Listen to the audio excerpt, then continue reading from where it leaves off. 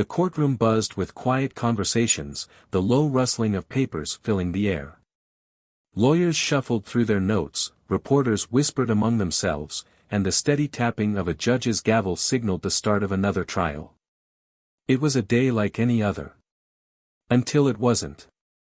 A heavy set of footsteps echoed through the courtroom doors. A police officer entered, broad-shouldered and rigid, his uniform crisp, his presence overbearing. He walked with the entitlement of someone who had never been questioned, never been held accountable. His gaze was sharp, searching, filled with something cold. He had been called here against his will, summoned like a common man instead of the authority figure he believed himself to be. The anger was already in his chest, simmering, waiting for an outlet. Then, his eyes landed on her. She stood near the bench, poised, her presence calm but commanding. There was no nervousness in her expression, no fear, nothing that suggested she would bow to men like him. That set something off inside him. His lip curled. His hands twitched at his sides. He took a step forward, his boots thudding against the polished floor. "You people are all the same," he spat, his voice slicing through the room like a blade. Conversations died. A sharp inhale came from someone nearby. A silence so thick followed that it felt suffocating. She didn't move. Didn't flinch. He stepped even closer, his broad chest looming over her, his presence suffocating. "Thinking you can talk to me like that," he continued, his voice dripping with disgust. "You need to learn your place." Gasps echoed through the room. Eyes darted toward the bailiffs, toward the attorneys, toward each other. No one moved. No one spoke. She straightened, slow and deliberate, adjusting her blazer as if brushing off dust. Her face remained unreadable, but her eyes burned with something unreadable, something razor-sharp and dangerous. "My place?" she asked, tilting her head slightly, studying him like he was something small, something insignificant. The officer scoffed, rolling his shoulders back, standing taller, exuding dominance. "I don't take orders from people like you," he sneered. "I don't answer to you." The weight of his words settled in the air like a storm cloud. The courtroom, filled with people, lawyers, clerks, reporters, jurors, was paralyzed. The silence was unbearable. Her expression never changed. She didn't raise her voice. She didn't step back. Instead, she held his gaze. A heavy pause. Then, the doors of the courtroom swung open. A voice rang through the silence. "All rise for the honorable judge." The officer's smirk flickered, confusion flashing across his face for just a moment. A breathless stillness filled the room. His eyes darted around, searching, waiting for another figure to enter, expecting someone else, someone he deemed worthy. But she didn't move from where she stood. Didn't step aside. Didn't lower her gaze. She turned. Took a slow, deliberate step forward. Then another. And another. Each step echoing through the hushed room.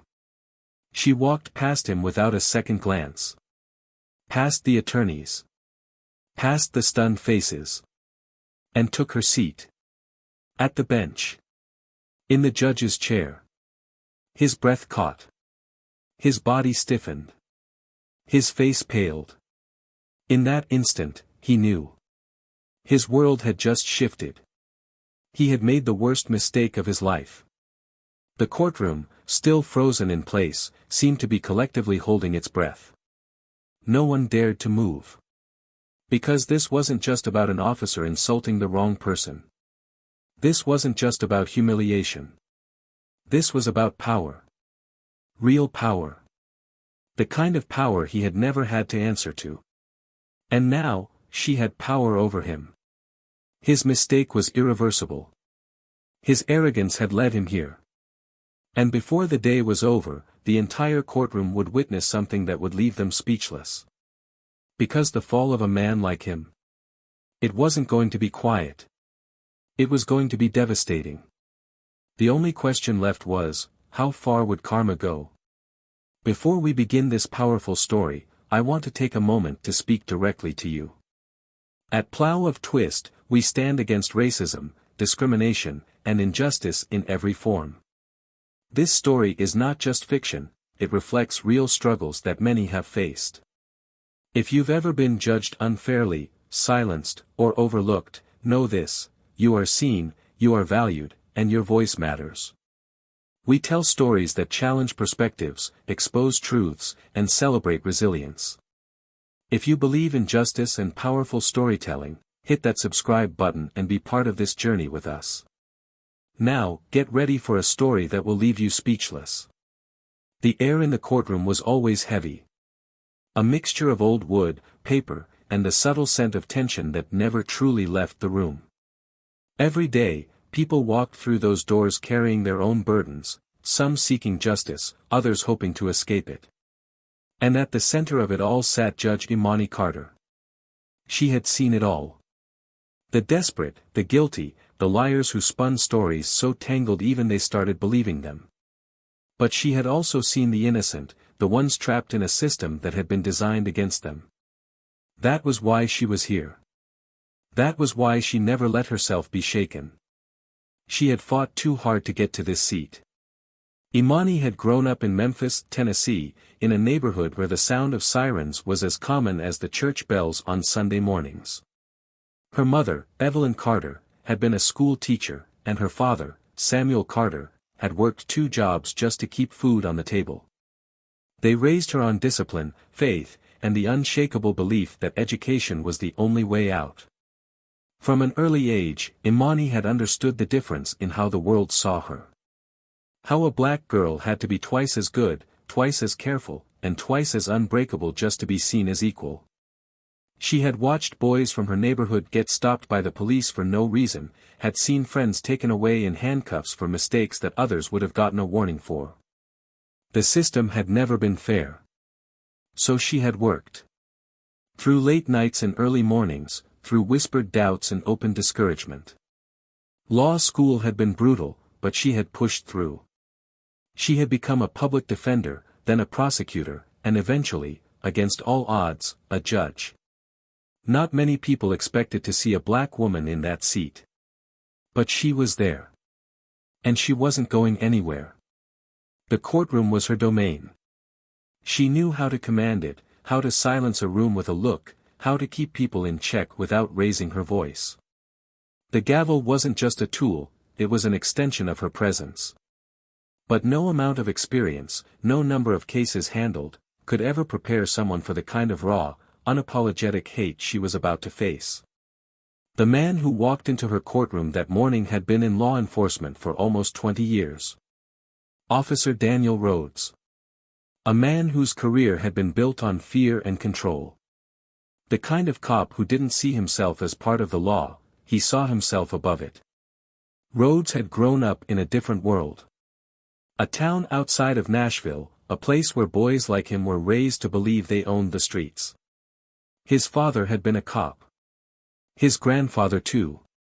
Law enforcement was in his blood. And for years, that badge had made him untouchable. There had been complaints.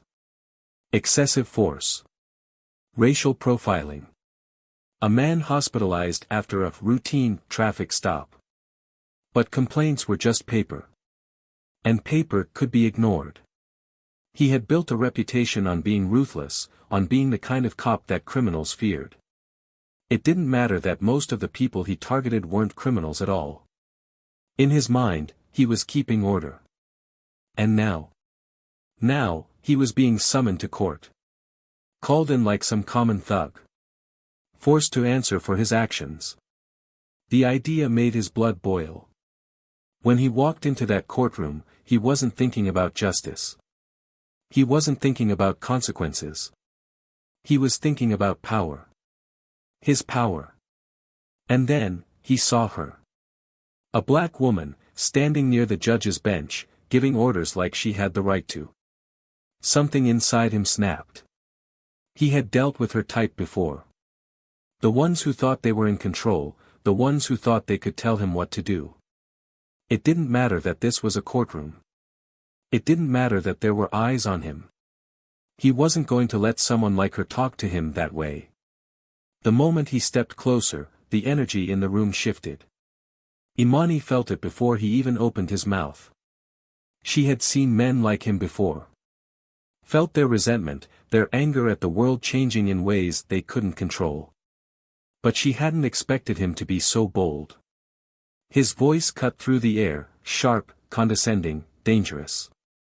"You people are all the same." The room froze. It wasn't just what he said, it was how he said it. The disgust, the absolute certainty in his voice that he was untouchable, that he could speak to her like that and walk away without consequence. Imani's breath stayed steady. Her body, still. But inside, something burned. He stepped closer, his presence overwhelming, trying to loom over her. "Thinking you can talk to me like that? You need to learn your place." The words hung in the air. Heavy. Suffocating. Every single person in the room could feel it. The shift. The weight of the moment. Her place. Her fingers curled against the fabric of her blazer, her grip tightening for only a second before she released it.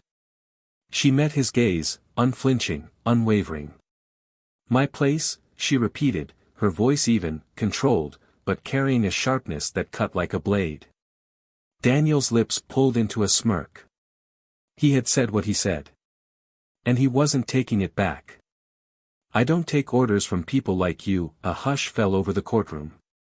The silence wasn't just quiet, it was loud. Thick. Unbearable.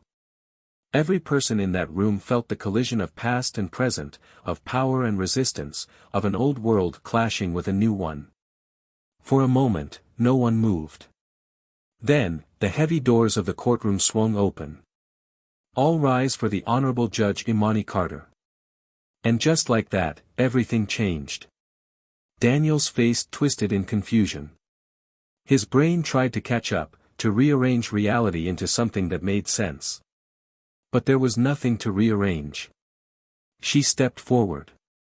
Past him. And took her seat. The judge's seat.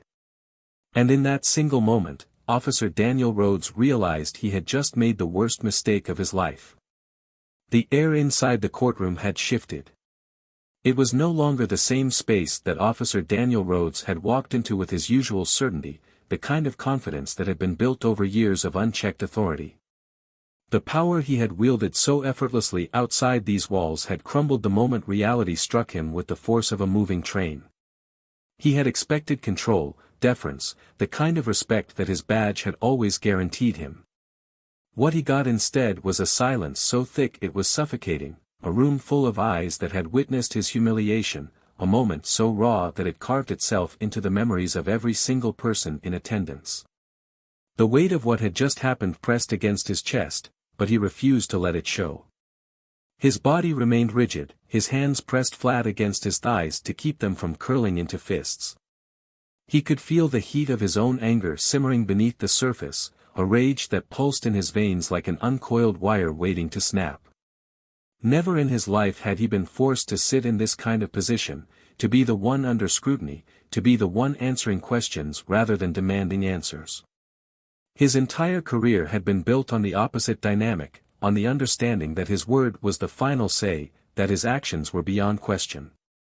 But now, sitting in this chair, in this courtroom, before the one person he had so foolishly dismissed as irrelevant just moments ago, that reality was unraveling before his eyes. Imani Carter did not rush. She did not flinch under the silent tension that had swallowed the room whole. She remained seated, composed, her gaze steady and piercing, observing every detail, every breath, every twitch of a muscle as though she were reading a book that only she could understand.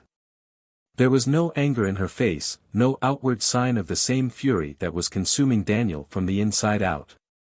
And yet, the restraint in her presence was somehow more dangerous than if she had reacted with rage. She did not need to raise her voice. She did not need to match his aggression. The silence itself was enough to strip away the layers of authority he had always relied on. The sound of her gavel striking wood sent a jolt through the room, a firm reminder that she was the one who dictated the proceedings now. The command was simple, yet final. "Officer Rhodes, take a seat." Daniel's pride warred with his survival instincts. His body wanted to remain standing, to assert some form of dominance in a space where he had just lost every ounce of it. But refusing would only make things worse. So he forced himself to move, his steps heavy, his shoulders squared in an attempt to salvage whatever dignity he had left. The chair creaked slightly as he lowered himself into it, and that small sound seemed louder than anything else in the courtroom. The room was waiting. Everyone in it understood that they were witnessing something unprecedented, something that carried a weight far beyond just the case at hand. This wasn't just about Daniel Rhodes and Imani Carter. This was about power. About what happened when the scales were finally forced into balance, when someone who had always been untouchable was suddenly being held accountable. Imani allowed the silence to stretch just long enough to ensure that everyone felt it. Then, she shifted her attention to the proceedings before her, the legal documents stacked neatly on her desk, the details of the case laid out before her like an unchangeable truth. The reality of why Daniel was here was written in ink, in witness statements, in medical reports, in damning evidence that no amount of arrogance could erase. His lawyer, a man who had spent years cleaning up the messes of men like Daniel, cleared his throat and leaned forward, trying to redirect the room back into safer territory. His voice was smooth, well-practiced, carefully measured. "Your Honor, my client has an exemplary record with the force. He has dedicated years of service to protecting this community, often placing himself in dangerous situations to ensure the safety of others." Imani did not blink. "My client is prepared to demonstrate that the actions in question were taken under high-pressure circumstances in which he was forced to make split-second decisions." Her gaze remained steady. "Furthermore, we believe that the portrayal of my client as having acted out of malice or misconduct is a gross misrepresentation of the facts." The words hung in the air, polished and practiced, carefully designed to chip away at the case against Daniel before it could even begin. But Imani was unmoved. She lifted a single hand, stopping the lawyer in his tracks. The gesture was effortless, yet absolute. "No need for theatrics, counselor. We're here for facts, not fairy tales." A flicker of something passed through Daniel's lawyer's eyes.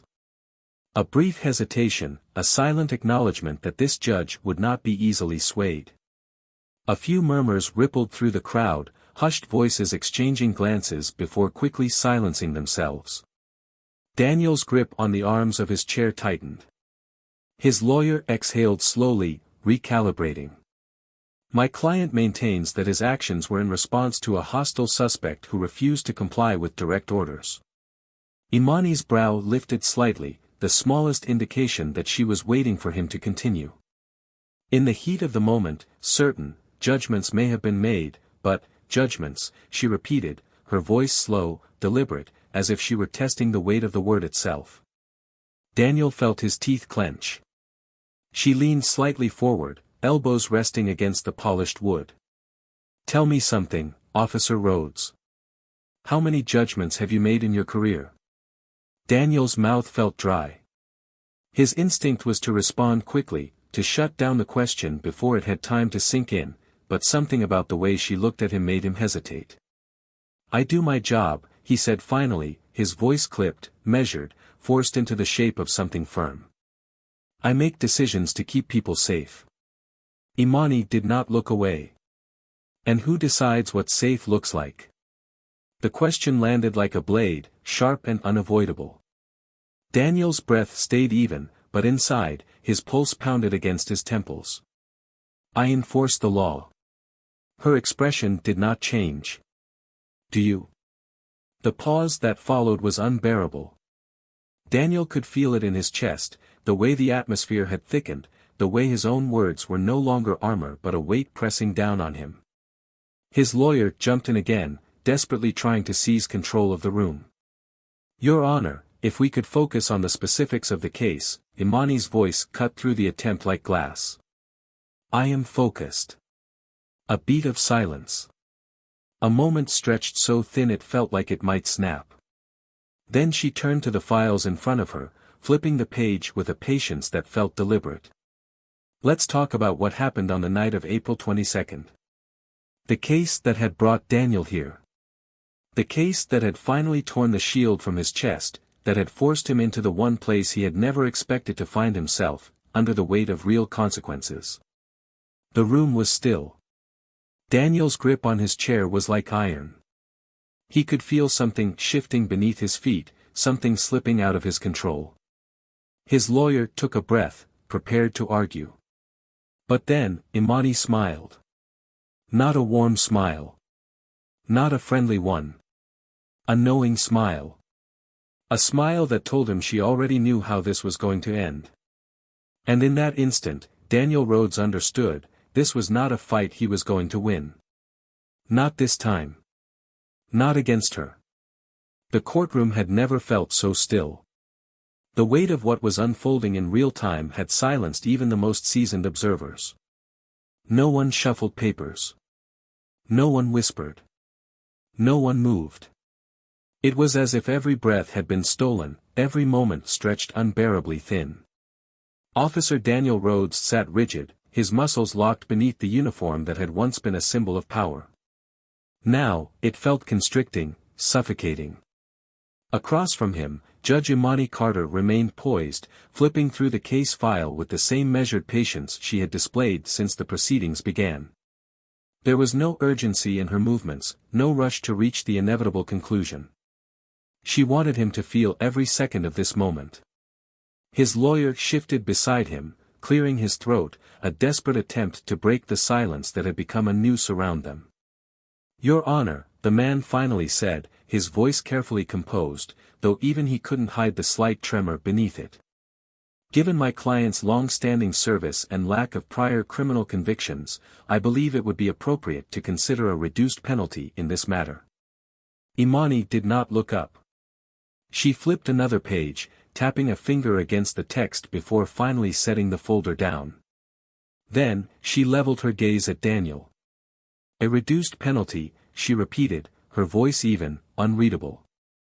Tell me, counselor, what do you consider an appropriate reduction for a man who has systematically abused his position for years? A slap on the wrist? A few months suspension with pay? Daniel's lawyer opened his mouth, but she didn't give him the chance to respond. She turned to the prosecutor. Ms. Vasquez, would you be so kind as to remind the court of the charges against the defendant? The prosecutor, a sharp-eyed woman who had been waiting for this moment, adjusted her glasses and cleared her throat. Of course, Your Honor. Officer Daniel Rhodes is currently facing charges of excessive force, falsifying police reports, obstruction of justice, and multiple civil rights violations, including but not limited to racial profiling and wrongful imprisonment. She glanced at Daniel. All of which have been supported by video evidence, sworn testimonies, and internal investigations. Imani nodded slowly, allowing the words to settle. And would you say these are minor infractions? No, Your Honor.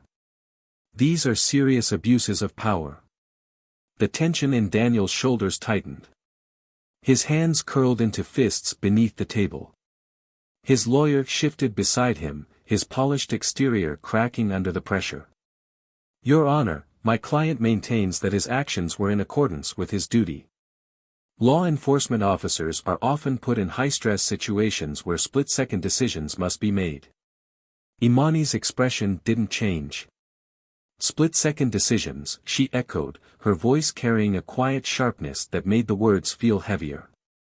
She turned back to Daniel. Tell me, Officer Rhodes, when you tackled that 16-year-old boy to the ground and fractured his ribs, was that a split-second decision? Daniel felt a pulse of heat surge through his chest. His jaw clenched. He knew where this was going. Imani didn't wait for his answer. She reached for another file, flipping it open with careful precision. When you falsified an arrest report to justify an illegal search that led to the imprisonment of an innocent man, was that a split-second decision? A murmur rippled through the courtroom. Daniel's throat tightened. Imani's voice remained calm, but the weight behind it was crushing. When you pulled over a woman at 2 in the morning and left her stranded after unlawfully impounding her vehicle, was that a split-second decision? Daniel's breathing was measured, controlled, but the fire in his eyes betrayed him. She tilted her head slightly. Or was that just who you are? His lawyer jumped in, his tone sharper now, defensive. Your Honor, this line of questioning is, Imani raised a hand, silencing him.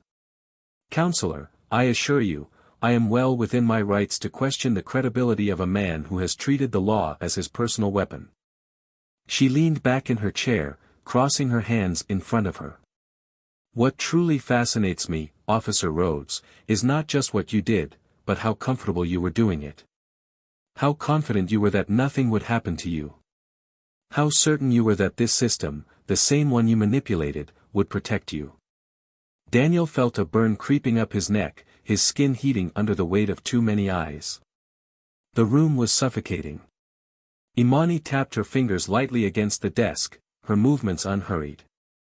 You see, for years, you've relied on the assumption that people like me, people who look like me, don't hold power. That we don't sit in seats like this. A muscle in Daniel's jaw twitched. She let out a soft breath, shaking her head slightly. And you certainly didn't think that one day, one of us would be the one deciding your fate. Silence. Heavy. Overwhelming. Daniel's breathing deepened, his hands gripping the edges of the table. He wasn't used to this. He wasn't used to being on this side of it.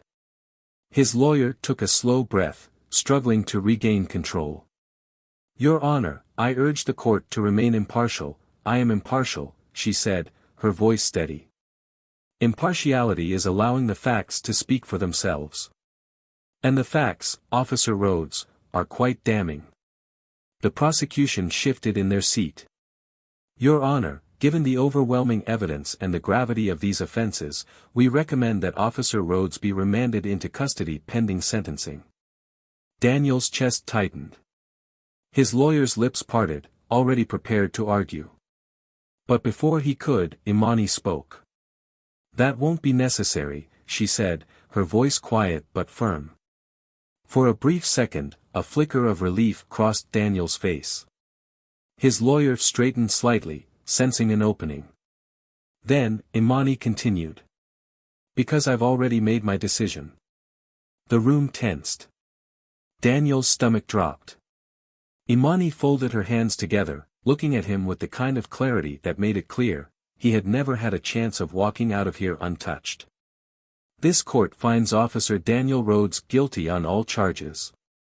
A sharp inhale came from somewhere in the gallery. Daniel's lawyer stiffened, his expression momentarily frozen. Imani continued, her voice unwavering. Given the severity of these crimes and the impact they have had on the lives of innocent civilians, this court recommends the maximum penalty under federal law. Daniel's vision blurred. His pulse pounded in his ears. Imani's eyes never left his. Officer Rhodes, your badge will no longer protect you. You are no longer above the law. His breath shuddered. She lifted the gavel. And then, she brought it down. The sound echoed through the courtroom, final and absolute. Daniel Rhodes had spent years believing he was untouchable. But today, he learned what it felt like to be on the other side. To be powerless. To lose.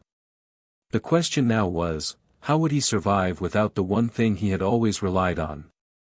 The sound of the gavel still echoed in the air, reverberating like a distant thunderclap that refused to fade. The courtroom remained frozen, everyone processing what had just happened, but no one dared to move. The weight of the moment was suffocating, a pressure thick enough to be felt in the bones. Daniel Rhodes sat there, unmoving, his mind struggling to catch up with reality. His breath came in short, uneven bursts, his fingers twitching slightly against the table. His body was betraying him, reacting to the cold, undeniable fact that his life had just been taken away from him in a single strike of the gavel. His badge, his uniform, his authority, gone. His lawyer leaned in, his voice low and urgent, trying to contain the situation before it spiraled further. "We will be appealing, Your Honor. There are clear grounds for." Imani didn't even blink. Her expression remained steady, her gaze pinned on Daniel, as if she were waiting, watching, studying the way the walls he had built around himself were collapsing brick by brick. "You are free to appeal, Counselor," she said, her voice unshaken, unbothered by the desperate attempt to regain control. "But let me be clear, this court does not tolerate abuse of power. Not today. Not anymore." Daniel's teeth ground together, his pulse hammering against his temples. The silence in the courtroom was deafening. He could feel the eyes on him, the scrutiny, the judgment, the satisfaction in some of those stares. How many people in this room had been waiting for this? How many had been praying for this? He couldn't move. His limbs felt heavy, his chest tight, as if the very air around him had turned into something he could no longer breathe. Imani sat back, folding her hands in front of her, still watching him. There was no gloating, no triumph in her expression. Just certainty. Daniel finally found his voice, but it came out hoarse, rough. "You're making a mistake." A flicker of something passed through Imani's eyes, something almost imperceptible, but it was gone just as fast. "A mistake?" she repeated, tilting her head slightly. "No, Officer Rhodes. This is the correction of a mistake." Daniel's hands clenched against the wood of the table, his knuckles white. "You think this makes you powerful?" His voice was lower now, something sharp and bitter laced into every word. "You think you've won?" Imani exhaled slowly, her fingers tapping once against the desk before she met his gaze again, unwavering. Power? This was never about power. This was about accountability. His lawyer placed a firm hand on Daniel's shoulder, a silent warning, but Daniel barely registered it. The air in his lungs was hot, burning with humiliation, with the unbearable feeling of losing control. "You sat there this whole time acting like this was justice," he bit out, his voice raw, edged with something dangerously close to desperation. "But you don't care about justice. You just wanted to see me fall." The words hung between them, stretching, suffocating. Imani's eyes didn't waver. "No," she said, her voice quieter now, but somehow even heavier. "I wanted to see you face yourself." Daniel's stomach twisted. Something ugly and restless boiled in his chest. She leaned forward slightly, resting her arms on the bench, her gaze locked on him with an intensity that stripped away every last defense he had. "For years, you walked into courtrooms just like this one, certain that the law was something you could bend. That consequences were for other people. That justice was a tool you could use however you saw fit." Daniel swallowed, his throat dry, but he said nothing. Imani continued. "But today," she said, her voice calm, controlled, final, justice finally looked back at you. Silence. Crushing. Absolute. His breath shuddered. Then, movement. The bailiffs stepped forward. The shift in the air was immediate. The sound of their boots against the polished floor, the creak of the handcuffs being drawn, the quiet finality in the way they approached him. Daniel's body reacted before his mind could process it. His arms tensed, his muscles coiling as if he were going to push back, resist, fight. The instinct was primal, buried deep in his bones, the refusal to submit, the refusal to let someone else take away what he believed belonged to him. But then he saw it. The way Imani watched him. The way the entire courtroom watched him. This was the moment. The moment where everything that he had done to others came back to him. The moment he realized that this is what it felt like to be powerless. The bailiffs reached for his wrists. Cold metal snapped shut. His heart pounded. His vision blurred. His breath shook. The walls around him felt like they were closing in. A sharp pressure in his chest. A sensation he had never felt before, fear. The same fear he had inflicted. The same fear he had ignored. Now, It belonged to him. And there was no one left to save him. No badge. No gun. No system designed to protect men like him. Only the weight of his own actions, crashing down like a tidal wave. As the bailiffs pulled him to his feet, the courtroom erupted. Some gasped. Some whispered. Some watched with quiet, careful satisfaction. Daniel's feet moved mechanically, his body acting on autopilot, but his mind was screaming. This wasn't supposed to happen. This wasn't how the world worked. Not his world. And yet, here he was. The cold metal dug into his wrists, a brutal contrast to the warmth in Imani's eyes. Not warmth of mercy. Not warmth of sympathy. But the warmth of justice finally being served. As Daniel Rhodes was led away, his breath short, his body tense, his world collapsing in slow motion, Imani sat back in her chair, exhaling the weight of years, of history, of battles fought before she ever stepped into that courtroom. She watched as the doors swung open. As the man who had wielded fear like a weapon was now at its mercy. As the gavel's final echo still lingered in the air. And she let it linger. Because justice had finally caught up. And there was nothing left to run from. The doors of the courtroom swung shut behind Daniel Rhodes, but the air he left behind remained thick, almost tangible, a ghost of his presence still lingering between the walls. The murmurs had yet to die down, the weight of what had just unfolded refusing to dissipate so quickly. Eyes darted from one person to another, some filled with disbelief, others with quiet satisfaction, and others still with something deeper, an understanding that they had just witnessed something they never thought possible. Imani Carter remained in her seat, her fingers pressed lightly against the polished wood of the bench. Her breathing was steady, her expression composed, but beneath the surface, the ripples of the moment still moved through her. Justice had been served, but justice was never simple. It was never clean. It did not erase the damage that had been done, did not undo the years of suffering, did not restore what had been stolen from the lives Daniel Rhodes had shattered. She shifted slightly, her gaze lowering to the case files still stacked before her.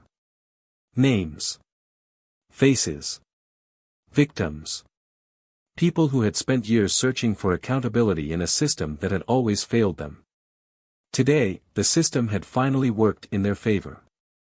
But was it enough? The prosecutor, Ms. Vasquez, cleared her throat, her voice quiet but firm. Your Honor, the prosecution would like to formally request the immediate enforcement of Officer Rhodes' sentencing. Imani nodded once, understanding the weight behind that request. There was no room for delay, no space for the kind of last-minute maneuvering that had saved men like Rhodes in the past. Request granted, she said, her voice carrying the kind of finality that left no room for argument. A shift of movement in the courtroom. The legal teams gathering their files. The court clerks documenting the final rulings. But no one was rushing out. No one wanted to be the first to leave, to break the silence that still clung to the air. Then, from the gallery, a voice cut through. Your Honor. Imani lifted her gaze, her expression neutral but attentive. The speaker was a man, middle-aged, dressed in a modest suit that had seen better days. His face was lined with exhaustion, but his eyes held something raw, something still searching. She recognized him. Eric Latimore. The father of one of Rhodes' victims. Imani let out a slow breath. Mr. Latimore. He hesitated for only a second, glancing toward the empty space where Rhodes had been led away, before turning his full attention back to her. I needed to say something. Imani gave a slight nod. Go ahead. The courtroom stilled again, waiting. Eric's fingers flexed at his sides, his jaw working as he tried to find the right words. I sat in courtrooms before, plenty of times, waiting for someone like you to do what you just did. He exhaled sharply, shaking his head. But it never happened. No matter how much proof there was, no matter how many people suffered. There was always an excuse. Always a loophole. Always some way for them to get away with it. Imani said nothing. She let him speak, let the room absorb his words. And today. I saw it happen, he continued, his voice quieter now. I saw justice finally catch up. He hesitated, rubbing a hand down his face before looking at her again. But it doesn't change what he did to my son. The words hung in the air. Imani's throat tightened, but she kept her expression steady. Eric let out a bitter laugh. He'll go to prison, sure. Maybe for a long time. But my son? My son still wakes up screaming. He still jumps every time he sees flashing lights. He still walks around looking over his shoulder, waiting for another man in a uniform to decide he doesn't belong in his own damn neighborhood. His voice cracked slightly, but he pushed through it.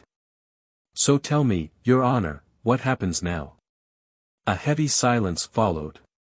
No one had an answer. Imani inhaled deeply, her fingers interlocking in front of her. This was the question that had haunted her long before she had put on this robe. Justice was not the same as healing. The system could punish, but it could not undo what had already been done. I don't have an easy answer for you, Mr. Latimore, she said finally, her voice quiet but unwavering.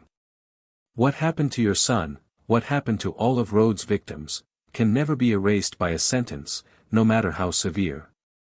That's the failure of the system. It punishes after the fact, when the damage is already done. Eric let out a slow breath, nodding, though his expression was still lined with pain. But, she continued, her gaze holding his, what we do today sets the standard for tomorrow. We couldn't change what happened to your son. But maybe, just maybe, this case stops another father from sitting where you are now. Maybe it keeps another family from knowing this kind of pain.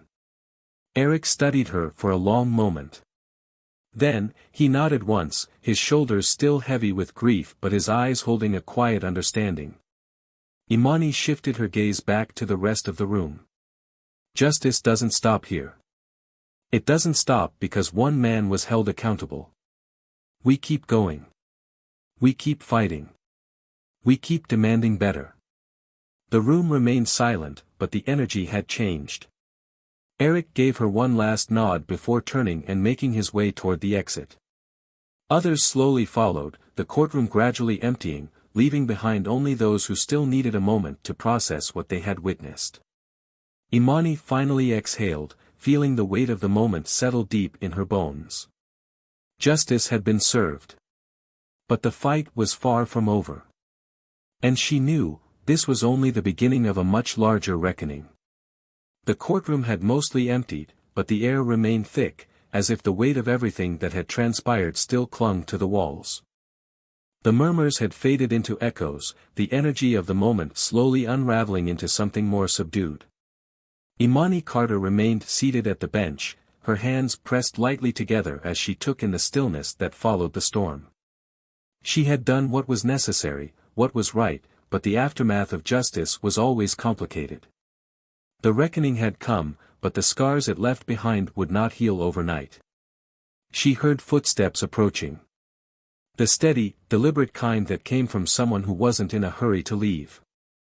Lifting her gaze, she saw Ms. Vasquez standing before her, the prosecutor's expression unreadable, though there was something behind her eyes, something heavy. Vasquez exhaled sharply, shifting a file in her hands. You did something today that most people never get to see, she said, her voice lower than it had been throughout the trial. A case like this. A ruling like this. She shook her head slightly. People don't realize how rare that is. Imani met her gaze, her expression measured. They should realize. It shouldn't be rare. Vasquez let out a quiet, humorless chuckle, her fingers tightening around the folder. Maybe. But you and I both know how this system works. She glanced toward the empty defense table where Rhodes had sat just hours ago.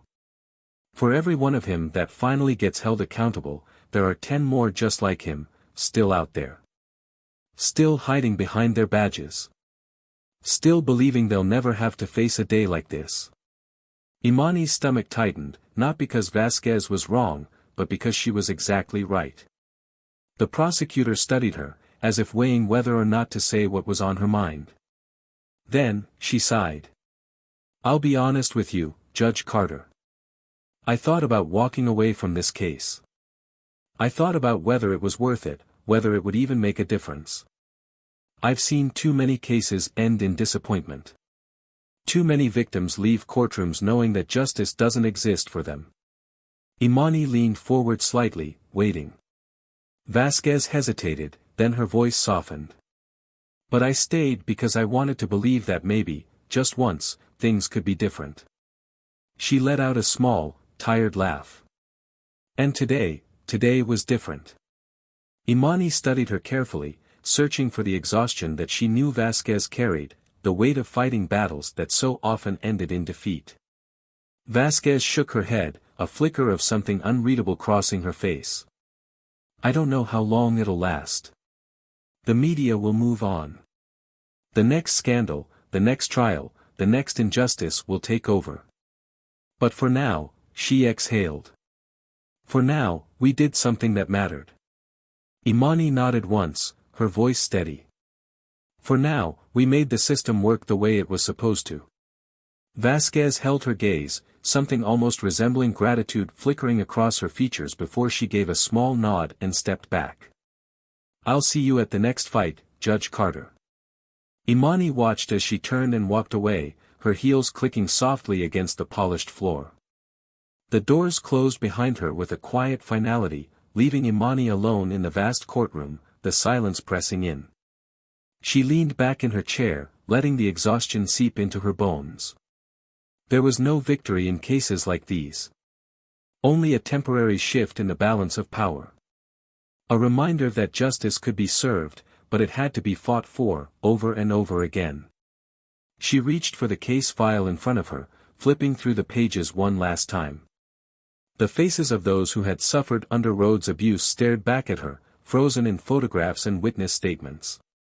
Some had been given closure today. Others would carry their wounds forever. Her eyes drifted to a name that she had read too many times throughout the trial. Malcolm Latimore. 16 years old. Beaten. Arrested. Left with a fractured rib and a lifetime of fear. Imani hesitated, then closed the file and exhaled. Some things the law could not undo. A knock at the door pulled her from her thoughts. She straightened, calling out, "Come in." The door cracked open, and to her surprise, Eric Latimore stepped inside. He hesitated at the threshold before taking a slow step forward. His hands were in his pockets, his shoulders stiff, as if he wasn't sure if he should be here. Imani sat up, giving him her full attention. "Mr. Latimore." He cleared his throat, glancing around before his gaze finally settled on her. "I wasn't sure if I should come back," he admitted, his voice rough with something unspoken. "I don't usually talk to judges after the case is over." Imani nodded, waiting. Eric rubbed the back of his neck. "I just needed to say one last thing." He hesitated, as if forcing himself to get the words out. "I spent a lot of years thinking that this system was designed to keep people like me on the losing side. That men like Rhodes would always walk free, no matter how much pain they caused. And maybe most of the time, that's still true." His fingers curled slightly. "But today, my son saw a judge stand up for him." Imani's chest tightened. Eric's jaw clenched, his voice thick. "I don't know if that changes anything for him. I don't know if it makes him feel any safer. But it meant something to me." He met her eyes, his own filled with a pain that had no easy resolution. "So, thank you." Imani let out a slow breath. "I don't expect gratitude, Mr. Latimore." "I know," he said, nodding. "That's why I wanted to say it." They stared at each other for a moment, a silent understanding passing between them, something deeper than words. Then, Eric took a step back. "Take care, Judge Carter." She watched as he turned and walked away, disappearing through the doors. And for the first time since the case began, Imani allowed herself a moment to close her eyes. Justice had been served. But the wounds it left behind would not heal overnight. And the fight for real change was far from over. The night air was cool against Imani Carter's skin as she stepped out of the courthouse, the heavy oak doors closing behind her with a dull finality. The day had stretched longer than she had anticipated, but exhaustion had yet to settle in. Instead, she felt something else, something harder to define, a weight in her chest that wasn't quite relief but wasn't regret either. The kind of feeling that came when a battle had been won but the war still loomed in the distance. She paused at the top of the courthouse steps, inhaling deeply. The city hummed around her, the streetlights flickering to life, their glow stretching across the pavement. Somewhere in the distance, car horns blared, a reminder that the world continued on, indifferent to what had transpired within those walls today. A movement to her left caught her attention. She turned and saw Malcolm Latimore standing at the bottom of the steps, his hands stuffed into the pockets of his hoodie, his body tense in a way that wasn't quite fear but wasn't comfort either. For a moment, neither of them spoke. Then, he lifted his chin slightly, his voice hesitant. "Did you mean it?" Imani's brow furrowed slightly. "Mean what?" He exhaled, shifting his weight from one foot to the other. "What you said back there. That today was supposed to mean something."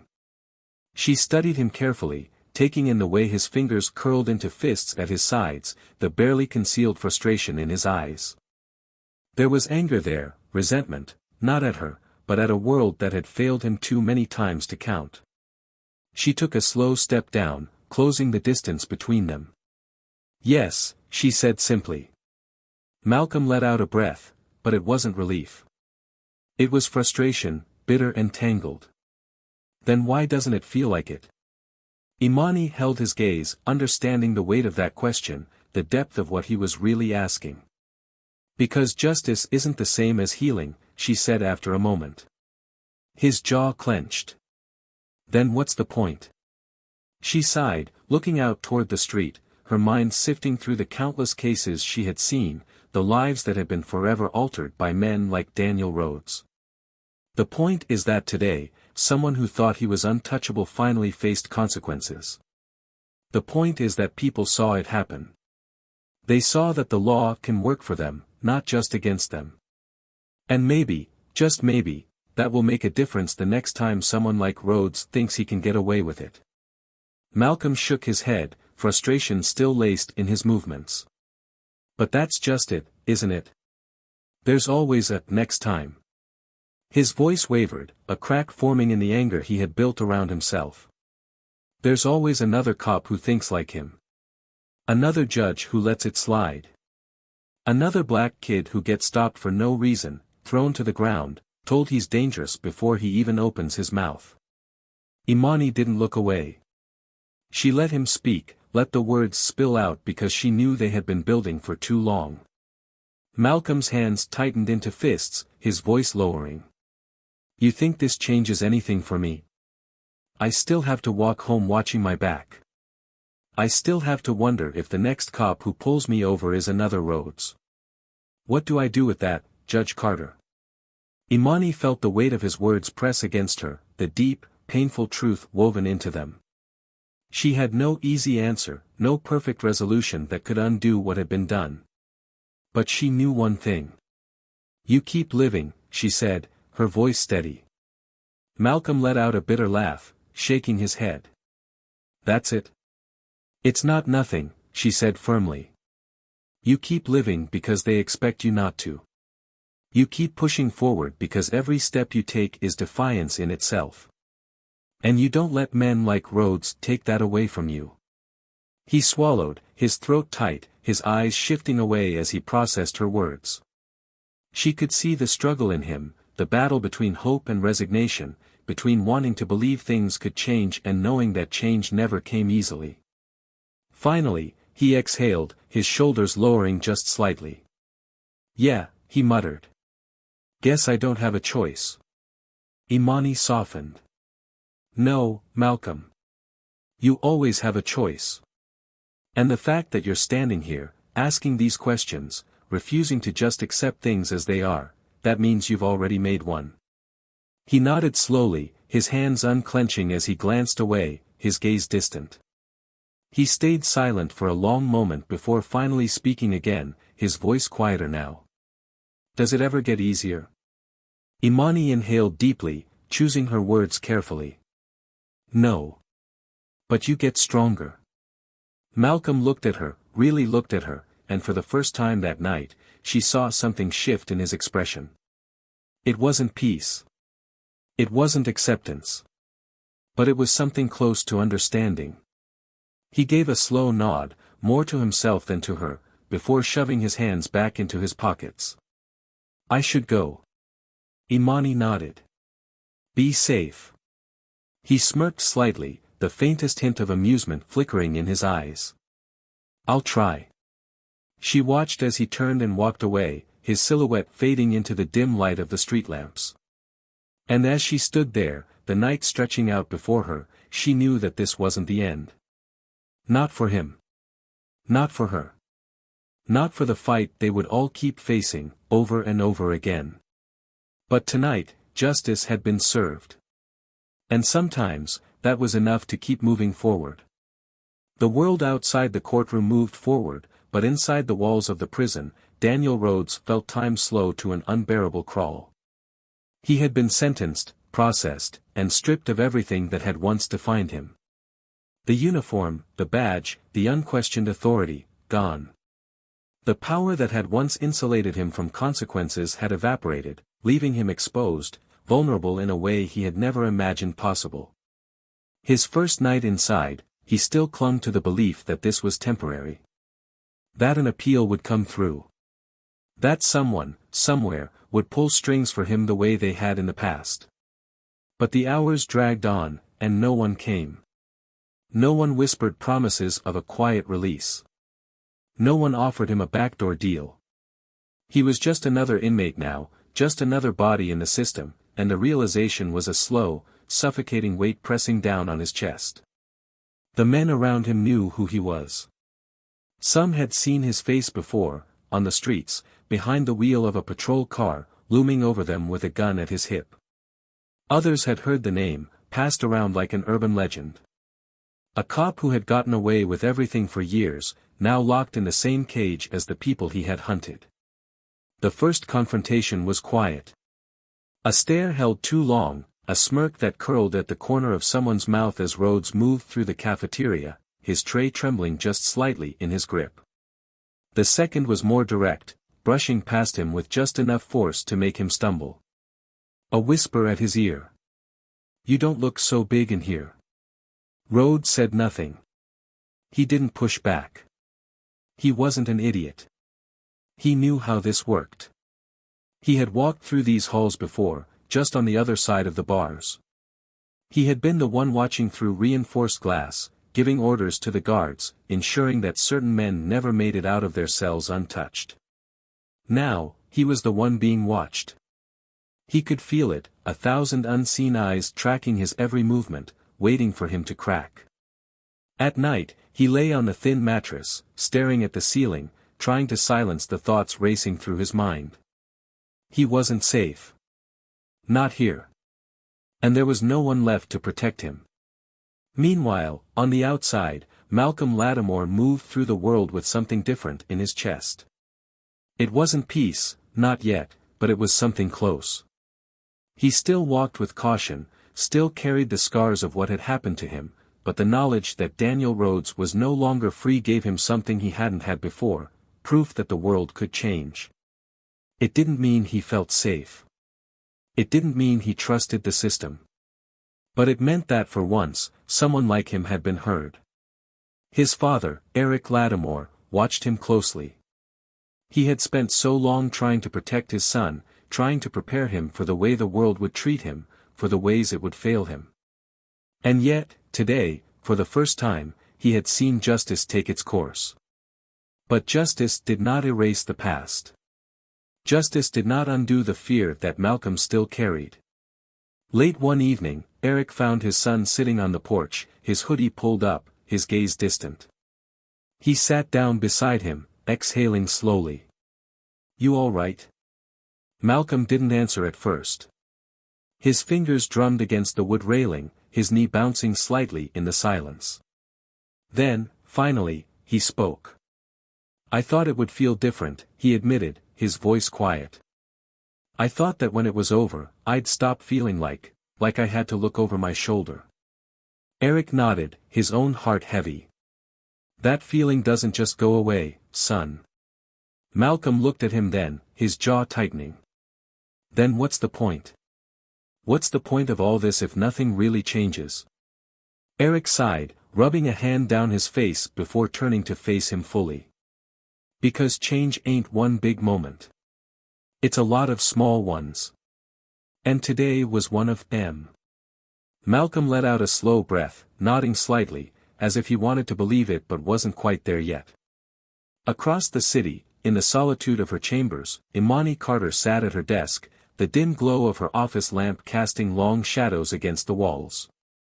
The courthouse had emptied hours ago, but she remained, her thoughts too heavy to leave behind. The verdict had been reached. Justice had been served. But justice was never as clean as people wanted it to be.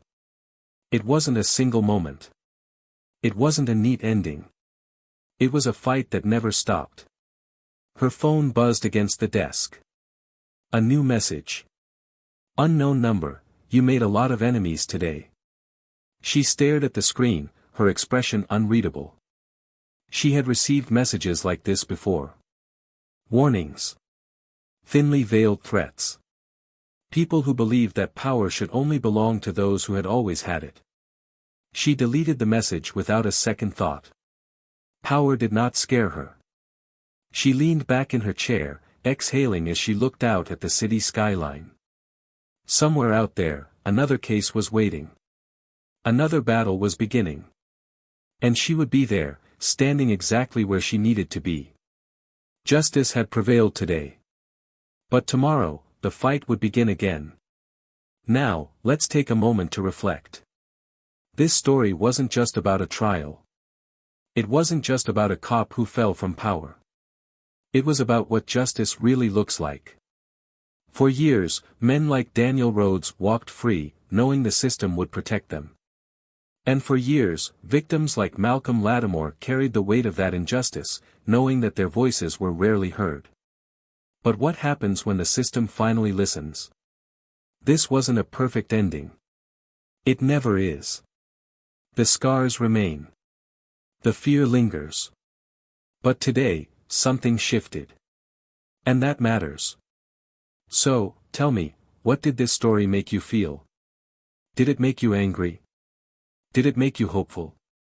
Did it make you question the world around you? Let's talk about it in the comments. What would you have done if you were in Imani Carter's place? And if you want more stories like this, stories that make you think, that challenge, that demand reflection, make sure to subscribe to Tales of Twist. Because justice doesn't happen on its own. It's fought for. Every single day.